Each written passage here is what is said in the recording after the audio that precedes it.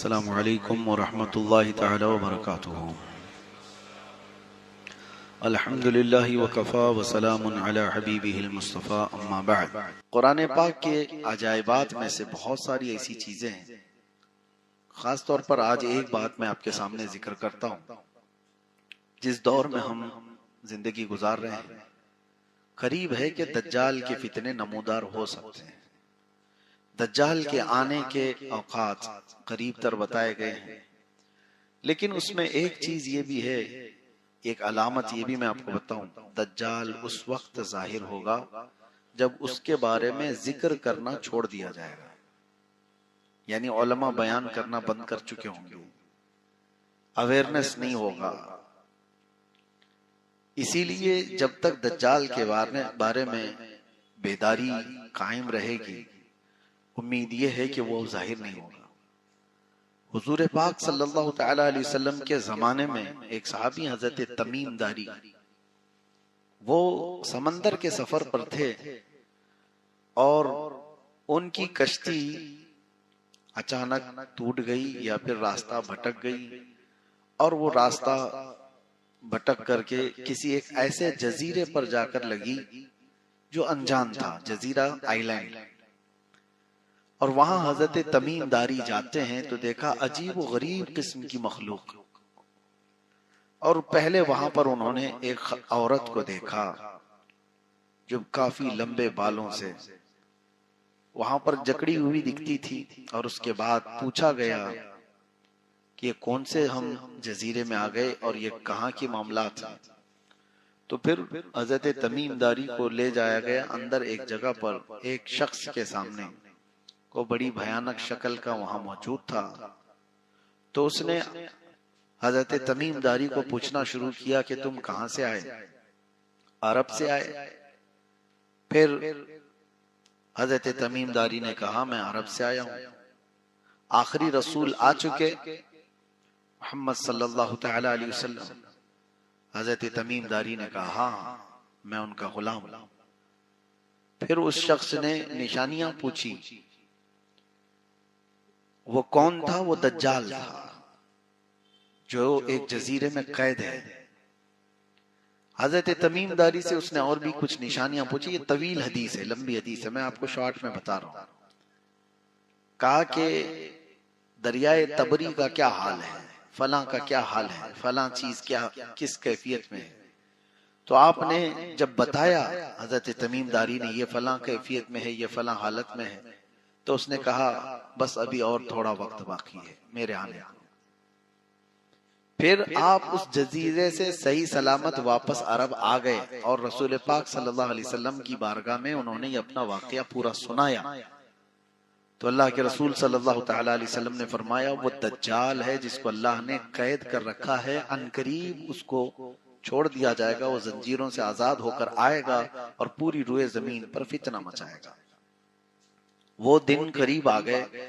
अब सोचो 1400 साल पहले हजरत तमीम दारी रज़ियल्लाहु तआला अन्हु जो सहाबी रसूल हैं, उन्होंने देखा यह अल्लाह का ये निजाम था जो जाहिर करना चाहता हो अल्लाह ताला, जिसकी वजह से हजरत तमीम दारी का उधर जाना हुआ और उसको देखना हुआ और वापस आकर खबर देना हुआ। उसके बाद रसूल करीम सल्लल्लाहु तआला अलैहि वसल्लम हर वक्त ये दुआ फरमाते थे, अल्लाहुम्मा इन्ना नऊज़ु बिका मिन फितनतिल मसीहिद दज्जाल। ऐ अल्लाह हम तुझसे तेरी पनाह मांगते हैं, ऐ अल्लाह हम तेरी पनाह मांगते हैं मसीह दज्जाल के फितने से। तो ये दज्जाल का फितना जाहिर होने के करीब है। उसकी अलामत जो बयान की गई वो तो बड़ी अलामतों में से तो एक ये है कि वो पूरी दुनिया में सच को झूठ साबित किया जा रहा होगा और झूठ को सच बताया जा रहा होगा। क्या ये मीडिया दज्जाली नहीं है? इसके लिए हम कहते हैं दज्जाल, ये अरबी लफ्ज है दजल से। दजल कहते हैं धोखा देने वाले को, सच को छुपाने वाले को, ये दजल व फरेब जिसको कहते हैं, उसी से दज्जाल है, बहुत बड़ा धोखा देने वाला। वो है शैतान, लेकिन वो खुदा बन करके लोगों के सामने आएगा। वो अपनी ऐसी ऐसी चीजें दिखाएगा कि आसमान से बारिश बरसाकर, जमीन से सब्जे उगाकर, बल्कि मुर्दे को वो जिंदा करके भी दिखाएगा। एक बड़ी आजमाइश हुई। तुम्हारे सामने अगर मुर्दे को कोई जिंदा करके दिखाए, क्या कहोगे? ईमान का बड़ा उस वक्त कठिन इम्तिहान होगा। और हदीस पाक में वो अपने एक हाथ में जन्नत और एक हाथ में दोजख लेकर के चल रहा होगा, दिखाएगा। और उसकी जन्नत में हरियालियां, बगीचे, सब कुछ होंगे, और जहन्नम में आग उगल रही होगी। और वो कहेगा, जो मुझे मानेगा मेरी जन्नत में, जो मुझे इनकार करेगा मैं अपनी दोजख में डालूंगा। लेकिन फरमाया गया हकीकत में उसका उलट होगा। वो दज्जाल है, हकीकत को छुपाने वाला। जो उसकी जन्नत में जाएगा वो हकीकत में अल्लाह की दोजख में जाएगा, और जिसको वो अपनी दोजख में डालेगा वो हकीकत में अल्लाह की जन्नत में जाएगा। तो वो दजल और फरेब से काम लेने वाला। मैंने ये जिक्र इसलिए छेड़ा कि हमें पनाह तो मांगना है, लेकिन साथ में एक वजीफा मैं बता रहा हूं। अल्लाह के रसूल सल्लल्लाहु तआला अलैहि वसल्लम ने इरशाद फरमाया, जो रोजाना सूरह कहफ की शुरू की 10 आयतें तिलावत करेगा, अल्लाह उसे दज्जाल के फितने से महफूज फरमाएगा। याद तो करना होगा, हर मुसलमान को चाहिए। 15वें पारे में सूरह कहफ है, अल्हम्दुलिल्लाहिल्लज़ी अंज़ल अला अब्दिहिल किताब व लम यजअल लहू इवजा। यहाँ से वो पूरा सफा खत्म हो जाता है। 10 आयतें ये अगर याद हो तो फरमाया गया दज्जाल के फितने से अल्लाह उसको महफूज रखेगा। बाकी आपको मैं बताऊं, एक ही दौरे में वो ईरान से होकर गुजरेगा। अभी ईरान का बड़ा जिक्र चल रहा है, और हदीस पाक में फरमाएगा इस्फहान, ईरान में एक इलाका है इस्फहान, उसको अस्फहान भी कहते हैं, इस्फहान भी कहते हैं। अस्फहान एक मशहूर इलाके का नाम है। आपने अपने मुंबई के जय्यद वली कामिल हजरत बहाउद्दीन शाह बाबा के नाम सुने होंगे, वो भी अस्फहानी है। बहाउद्दीन शाह अस्फहानी सुना होगा। अस्फहान ईरान का एक शहर है। रसूल पाक सल्लल्लाहु तआला अलैहि वसल्लम फरमाते हैं, सिर्फ वहां से अस्फहान से 70,000 यहूदी उसकी जमात में शामिल होंगे। 70,000 के करीब लोग उसकी जमात में शामिल होंगे। अब इस हदीस पाक के रोशनी में देखा जाए तो इस्फहान में यहूदी कब होंगे, कैसे होंगे, अब अल्लाह बेहतर जाने, लेकिन इसका जिक्र है तो होंगे। और दज्जाल आएगा तो एक बड़ी जमात। और दूसरी एक और रिवायत है कि उसकी फौज में कसरत से औरतें होंगी। उसकी फौज में कसरत से औरतें होंगी। औरतों को कोई भी बाबा आज ठग लेता है तो दज्जाल क्यों नहीं ठगेगा? हाँ, यहाँ सारे बाबाओं के पास भीड़ अगर किसी की है तो किसकी है? औरतों की है। सारे मसले जो है ना औरतों को ही है, और यही इनकी हरकतें इन्हें दज्जाल के फितने में मुलविस कर देंगी, जो आज ये कर रही हैं औरतें। छोटी छोटी चीजों पर इनको बाबाओं के चक्कर लगाने हैं। इनको अपने मर्द को मुट्ठी में रखना है, शोहर को घर में रखना है, बच्चों को फरमाबरदार बनाना है। सारी चीजें ठीक है, हर चीज बाबा के गंडे और तावीज से नहीं होते। और कितनी औरतें ऐसी हैं जो औलाद के लिए बेटा चाहिए, बेटी चाहिए, और पता नहीं क्या क्या चाहिए, इस सिलसिले में वो बहकती चली गई। कितने तो ऐसे हैं जो हमारे सामने भी आकर के तारीफ करते हैं, फला बाबा बहुत पहुंचे हुए हैं, और इसलिए हम उनके पास जाते हैं। फिर चंद सालों के बाद पता चलता है कि उसने इनको ही पहुंचा दिया। मुआज़िल्लाह रब्बिल आलमीन। कितने लोगों की इज्जतें लुट गईं, कितने वहां पर बर्बाद हुए। ये छोटी छोटी जगहों पर जब ये बहक जा रहे हैं तो आप सोचो दज्जाल तो रियल करके दिखाएगा। ये तो खाली वादा करके भेजते हैं ना। तुम्हारे 100% बंगाली बाबाओं के वो अखबार में आते भी हैं, ऐड आते हुए देखते होंगे, 100% रिजल्ट है, 110 भी आते हैं। तो यहाँ तो सिर्फ इनके दावे हैं कि नौकरी पक्की है, तलाक भी पक्की है, मोहब्बत भी पक्की, अदावत भी पक्की, सब इनके पास दावे हैं। लेकिन दज्जाल तो सामने रियल करके दिखा देगा। बाद की बात नहीं, अभी देख लो, बारिश बरस जाएगी, सब्जा उग जाएगा, मरा हुआ आदमी जिंदा खड़ा हो जाएगा, जिंदे को वो मार भी देगा, मौत दे देगा। ये सारी चीजें दजल कहलाती हैं। दजल ये हकीकत नहीं है। अल्लाह तबारक व तआला ने उसको जो चीजें दी हैं वो हकीकत को छुपाएगा इंसानों के सामने।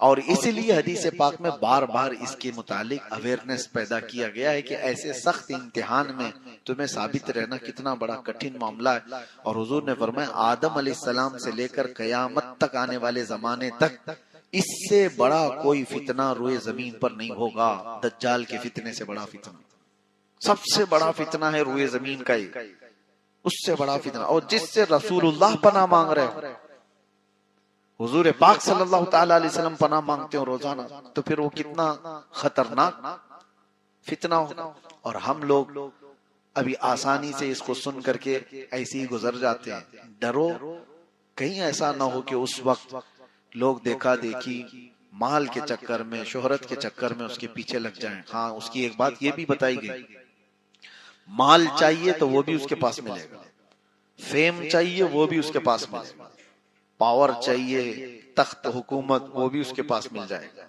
बहुत जल्दी जल्दी वो चीजें दे देगा। तो इन तमाम चीजों के जो भिखारी हैं वो बहुत जल्दी चले जाएंगे, पैसे के, पावर के, शोहरत के। ये ख्वाहिशात जिसकी हैं वो दज्जाल की फौज में ऑटोमेटिक शामिल हो जाएंगे। और जिनको आखिरत का डर होगा वो बचे रहेंगे, अल्लाह तबारक व तआला का खौफ होगा, वो बचे रहेंगे। बाकी यहाँ तो हजारों को आप देखते हैं, हम कोई थोड़े से भी पैसे बांट रहा हो तो उसके यहाँ तो भीड़ लगी जाती है। कोई अगर पावर देने की बात करे तो उसके पास आगे पीछे तो घूमने वालों की कतार लगी जाती है। तो दज्जाल के साथ जब ये सारे ऑफर मिल रहे हो तो कितने लोग जा रहे होंगे। अल्लाह हमारी हिफाजत फरमाए। सूरह कहफ के मुतालिक इसलिए मैंने कहा, इसमें अल्लाह ताला ने कुछ ऐसे नौजवानों का जिक्र फरमाया है जो अपना ईमान बचाकर बादशाह से निकल गए थे। वो कितने थे, 7 थे या 8 थे, अल्लाह को उनकी तादाद बेहतर मालूम, कितनी है वो अल्लाह बेहतर जानता है। एक बात यह है, सूरह कहफ कब उतरी वो भी मैं बता दूं। यहूदी आए थे 3 सवालात लेकर के हुजूर सल्लल्लाहु अलैहि वसल्लम के पास। बहुत तवज्जो से सुनिए इस चीज को। 3 सवालात लेकर के आए थे और उस वक्त रसूल करीम सल्लल्लाहु ताला अलैहि वसल्लम से उन्होंने ये पूछा था। उसमें से एक सवाल ये था, असहाबे कहफ कितने थे, असहाबे कहफ कितने थे। तो हुजूर सल्लल्लाहु ताला अलैहि वसल्लम ने क्या फरमाया, कल आओ मैं बताता हूं। क्या फरमाया, कल आओ मैं बताता हूं। वो चले गए, कल आए, हुजूर सल्लल्लाहु ताला अलैहि वसल्लम वही के इंतजार में थे कि अल्लाह ताला कुछ वही नाजिल फरमाएगा, मैं जवाब दूंगा। वही आई नहीं। दूसरे दिन वो आए तो हुजूर ने फिर उनको भेज दिया, कुरान की वही आई नहीं, तुम जाओ फिर मैं कल बताऊंगा। यहां तक के 15 दिन गुजर गए, जिब्राइल अमीन कोई वही लेकर नहीं आए। रसूल पाक सल्लल्लाहु ताला अलैहि वसल्लम गमगीन हो गए कि मुझसे कोई ऐसी चीज हो गई कि अल्लाह नाराज है। वही का सिलसिला रुक गया। अब सुनो, उसके 15 दिन के बाद आई वही, लेकिन ये पूरी सूरह कहफ, और उसमें एक आयत अल्लाह ने बयान फरमाई कि अपने नबी को तालीम देते हुए हम सब के लिए भी अल्लाह फरमाता, वला तक़ूलन्ना लिशैइन इन्नी फ़ाइलुन ज़ालिका गदा इल्ला यशा अल्लाह। ऐ रसूल, हरगिज हरगिज ये मत कहना कि कल मैं ये करने वाला हूं, हरगिज मत कहना। हुजूर ने क्या फरमाया था यहूदियों से, कल आना बताऊंगा। अल्लाह फरमाता हरगिज ये मत कहना कि कल आना या कल मैं ये करने वाला हूं, बल्कि जब भी कल की बात आए तो कहना इंशाअल्लाह। ये अल्लाह ने तालीम फरमाई, इल्ला इंशाअल्लाह, हाँ मगर अल्लाह चाहे तो ये हमारी जिंदगी का भी मामूल हो। अब हम इंशाअल्लाह कहते हैं तो लोग कहते हैं पक्का बोलो ना। इंशाअल्लाह का मतलब क्या है? आपको ऐसा लगता है शक है तो बोलता है आदमी? नहीं मेरे अजीजों, जो यकीन की बात हो उसको भी इंशाअल्लाह कहा जाए। आपको अगर किसी ने बुलाया दावत में, आपको क्या कहना है? हाँ मैं इंशाअल्लाह आऊंगा। तो सामने वाले को ऐसा क्यों फील हो रहा है कि ये इंशाअल्लाह बोल रहा है, टालने वाला तो नहीं? ऐसा नहीं है, ये माहौल, ये मेंटेलिटी बनी हुई। बल्कि यकीन वाला जो तुम्हारा मामला होगा उसके लिए भी आप इंशाअल्लाह का ही इस्तेमाल करें। ऐसा होता था हमारे साथ। हम जब मिस्र गए थे शुरू में हमारे हॉस्टल से जो कॉलेज जाने की बस होती थी, 80 नंबर की बस होती थी, वो जाती थी। शुरू में जब जाके खड़े हुए, हमको मालूम नहीं था, तो हम ड्राइवर से पूछते कि मदीना नस्र जाएगी ये, यानी हमारे कॉलेज जहां पर है। ड्राइवर कहता इंशाअल्लाह। तो हम मुंह देखते खड़े हो जाते कि ये जाएगा भी कि नहीं जाएगा, इंशाअल्लाह क्यों कह रहा है। तो ये यहाँ का मिजाज बना हुआ था। और वहां अरबों का हाल ये है कि यकीन वाली चीज भी, उसको जाना ही है वहां पर, वहीं जाने की बस है वो, उसके बावजूद भी वो कहता है इंशाअल्लाह बेइज़्निल्लाह। ये मुसलमानों की आदात में से है, सिफात में से है। हमारे वालिद फरमाया करते थे इंशाअल्लाह कहने के सिलसिले में। एक आदमी घोड़ा खरीदने जा रहा था और 50,000 रुपए लेकर के निकला था। इमाम साहब के पास आया, कहा कि हुजूर आज एक बेहतरीन घोड़ा खरीदने जा रहा हूं। तो हजरत ने कहा इंशाअल्लाह कहो। इसने कहा काहे को इंशाअल्लाह, पैसा भी तैयार, सब कुछ तैयार, मार्केट सामने है, अभी जाऊंगा शाम में घोड़ा लेके आऊंगा, सब कुछ रेडी है, फिर क्या इंशाअल्लाह कहना है। तो हजरत ने समझाया, लेकिन वो तुर्रम खां था, गया।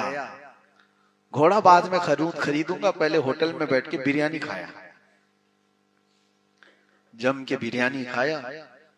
और उसके बाद जब बिरयानी मुकम्मल हुई तो पता चला किसी ने जेब काट लिया, पूरे पैसों की पर्स ही मार लिया कोई। उसके बाद फिर उसकी हालत खराब हो गई। वहां तो होटल में पैसे देने को नहीं थे, तो होटल वालों ने प्लेट धुलवाए, टेबल साफ करवाए, सब कुछ करवाए। शाम में वो आया इमाम साहब के पास, मगरिब में पहुंचा। हजरत ने पूछा घोड़ा कहाँ है। तो उसने कहा कि हजरत घोड़ा बाद में, इंशाअल्लाह मैं होटल गया था, इंशाअल्लाह बिरयानी खाया, इंशाअल्लाह पैसे चोरी हो गए, इंशाअल्लाह टेबल साफ किया, इंशाअल्लाह प्लेट धोया, और इंशाअल्लाह अभी आ गया। अब जिंदगी भर इंशाअल्लाह। तो ये आपको इसलिए मैं अर्ज कर रहा हूं कि तुम्हारे साथ कोई हादसा हो जाए उसके बाद सीखोगे नहीं, बल्कि इंशाअल्लाह में वो ताकत है। हजरत सुलेमान अलैहिस्सलाम के मुतालिक फरमाया, उन्होंने एक बार ये कहा था, उनकी 100 बीवियां थी, आता आज की रात में सारी बीवियों के पास जाऊंगा और हर एक से एक एक मुजाहिद पैदा करूंगा। वो नबी थे, नबी की कुव्वत और ताकत 100 मर्दों से ज्यादा हो। उन्होंने कहा, लेकिन इत्तेफाक ऐसा हुआ कि आप सारी बीवियों के पास गए भी, मुलाकात भी हुई, किसी भी बीवी को हमल नहीं ठहरा सिवाय एक के। 99 बीवियों को नहीं और एक को, और उससे भी ये पता चलता है कि निहायत ही कमजोर बच्चा पैदा हो। और फिर रब तबारक व तआला की तरफ से तलकीन तालीम करते हुए सुलेमान अलैहिस्सलाम को कहा गया कि अगर तुम जाने से पहले इंशाअल्लाह कहे होते, हर बीवी से तुम्हारे मुजाहिद ही पैदा होता। नबियों के लिए तालीम है तो फिर आम लोगों के लिए क्या है। तो सूरह कहफ जो उतरी वो भी इसी बात पर आई थी। बहरहाल अल्लाह तबारक तआला ने उसमें 7 नौजवानों का जिक्र किया, या 8, जितने भी थे, वो 7 थे या 8 थे, अल्लाह को उनकी तादाद बेहतर मालूम। और वो ऐसे लोग थे जिन्होंने अपना ईमान बचाया था उस बादशाह से, जो बादशाह उस वक्त बुत परस्ती में था, कुफ्र शिर्क में मुब्तला था। और ये वो लोग थे जो दीन ईसा पर थे, ईसा अलैहिस्सलाम के सच्चे दीन पर कायम थे। और एक गार में जाकर के सोए तो अल्लाह ने उनको 300 साल तक की नींद दे दी। 300 साल के बाद उठे। उसका जिक्र सूरह कहफ में है कि वो कैसे सो रहे थे। वहां पर सूरह वो जो गार था उसमें कैसे सोते थे। कुरान में अल्लाह फरमाते हैं, तरशम्स इज़ा तलअत तज़ावरु अन कहफिहिम ज़ातल यमीन व इज़ा गरबत तक़रिदुहुम ज़ातश शिमाल। तुम देखोगे सूरज जब पूरब से निकलकर पश्चिम की तरफ जाता है तो उनके गार के बिल्कुल ऊपर से नहीं जाता, कभी इधर हो जाता है और कभी इधर हो जाता है, ताकि तेज धूप की लौ उनके जिस्मों पर ना पड़े। 300 साल तक सूरज की गर्म तपिश से भी अल्लाह उनकी हिफाजत फरमाए। वो असहाबे कहफ थे। ईमान बचाने की जिन्हें फिक्र थी, अल्लाह ताला ने उनको 300 साल तक बचा रखा। ठंडियां, गर्मियां और दूसरे मौसमों के थपेड़ों से अल्लाह ने उनकी हिफाजत की। 300 साल के बाद वो उठे भी, और उसके बाद अच्छा उनके साथ एक कुत्ता भी था, वो भी साथ सो रहा था, कितमीर, जिसका जिक्र कुरान पाक में आया। फिर वो लोग जब उठे तो जिस जमाने में उठे थे उस वक्त तो बादशाह ईमान वाला था। पहले जो बादशाह था वो दकियानूस, और बाद में जो बादशाह था वो बेदरूस। इसने दुआ भी की थी अल्लाह की बारगाह में कि अल्लाह मेरी रियाया आखिरत का इनकार कर रही है, तो ऐसी कोई निशानी बता दे ताकि लोगों के आखिरत पर यकीन बढ़ जाए। बादशाह की दुआ कबूल हुई और असहाबे कहफ को 300 साल बाद अल्लाह ने दोबारा उठाया, और उनके उठाए जाने का और फिर ये सब तज़किरा मशहूर हो गया। तो बादशाह और उनकी सारी रियाया ने आखिरत पर यकीन का ऐसा पुख्ता यकीन किया। फिर असहाबे कहफ को दोबारा उसी गार में सोने का हुक्म हुआ, या वो सो गए तो अल्लाह ने फिर से उनको नींद गहरी दे दी। आज तक वो सो रहे असहाबे कहफ, और अल्लाह तबारक व तआला फरमाता है कि तुम उन्हें देख नहीं सकोगे। अल्लाह तबारक व तआला फरमाता है कि तुम उन्हें देख नहीं सकोगे। लवी तलअत अलैहिम लवल्लैत मिनहुम फिरारा, अगर तुम में से कोई उन्हें देख लेगा तो पीठ फेर कर भाग जाएगा। उनका रौब अल्लाह ने कहफ में रखा है, गार में। और एक रिवायत ये भी है कि बादशाह ने सोने के ताबूत बनाए और उसमें उनके जिस्मों को रखा गया। लेकिन 2 ही दिन के बाद वो ख्वाब में आए, बादशाह से कहा कि हमें इस सोने के ताबूत से हटाओ, जिस जमीन पर हम सोए थे उसी पर हमें सुलाओ। फिर वो सोने के ताबूत अलग कर दिए गए, और फिर वहां पर जिस जमीन पर वो थे उसी जमीन पर उन्हें रख दिया गया, और फिर गार को बाहर से बंद कर दिया गया। लेकिन कुरान में एक जिक्र ये भी मिलता है कि जिस दिन वो अंदर गए और सोए उस दिन की तारीख रकम कर ली गई, और हर साल उस तारीख पर बादशाह और सारी रियाया वहां जमा होते और वहां इबादत करते। यही तो औलिया कामिलीन के वफात के दिन सुन्नी भी किया करते हैं। कुरान पाक से कि जो बुजुर्गान दीन के इंतकाल का या फिर उनके दुनिया से जाने का दिन है, उसके लिए बादशाह वक्त ने और उनकी रियाया ने मिलकर के वहां पर लनत्तखिदन्न अलैहिम मस्जिदा, उसमें जिक्र है कुरान पाक में, अल्लाह ताला ने फरमाया। बहरहाल ये जिक्र मैंने इसलिए किया है कि ऐसे नौजवान जब अपने ईमान की हिफाजत की फिक्र करने लग जाएं तो अल्लाह ताला फरमाता है इन्नहुम फितियतुन आमनु बिरब्बिहिम व ज़िदनाहुम हुदा। ये कुछ नौजवान थे जो अपने रब पर ईमान लाए तो हमने उनकी हिदायत ज्यादा कर दी।